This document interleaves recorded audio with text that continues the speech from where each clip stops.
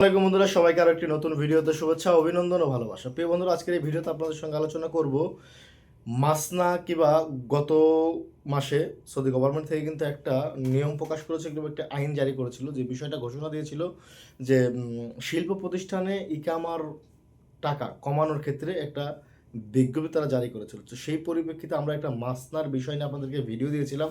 সেই মাসনার এখানে অনেকেই অনেক প্রকার মন্তব্য করেছে, তাই এই ভিডিওতে তাদের ভুল ধারণাগুলো বুঝিয়ে দেওয়ার চেষ্টা করব। মাসনা এমন একটা জিনিস, মাসনাতে আপনার আজকে না, মাসনাতে আরও 2 বছর 3 বছর আগেও কিন্তু মাসনাতে অ্যাভেলেবেল 100 রিয়াল ইকামা হতো, ইভেন এখনও হয়।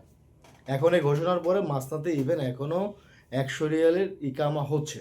সেখানে আপনার 30 জন থাক, 35 জন থাক, 100 জন থাক, 50 জন থাক, প্রত্যেকেরই কিন্তু হচ্ছে না, এর কোনো মানে না। তবে আগে আপনাকে বুঝতে হবে মাসনা কোনটা।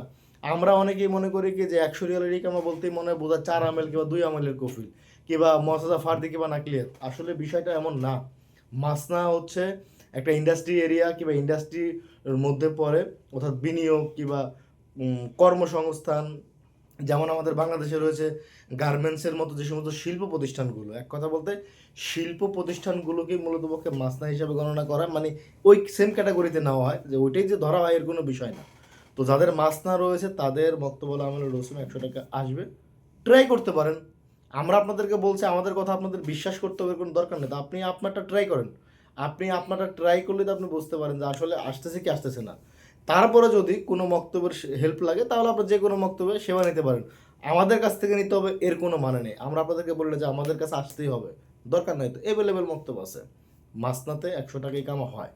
তবে সেটা নিয়ম মাফিক, সিস্টেম মাফিক, কতগুলো লোক আছে, কি আসে বিষয়ে সেই হিসাব মতো আপনাকে সৌদি নিয়োগ দিয়ে রাখতে হবে।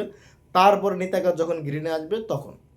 তো প্রিয় প্রবাসী বন্ধুরা, যাদের মাসনা নিয়ে ভুল ধারণা ছিল কিংবা ভুল ভ্রান্তি ছিল, আশা করি ভিডিওটি দেখলে আপনারা তাদের আপনাদের ভুলগুলো বুঝতে পারবেন। ভিডিওটি ভালো লাগলে শেয়ার করবেন। আল্লাহ হাফেজ।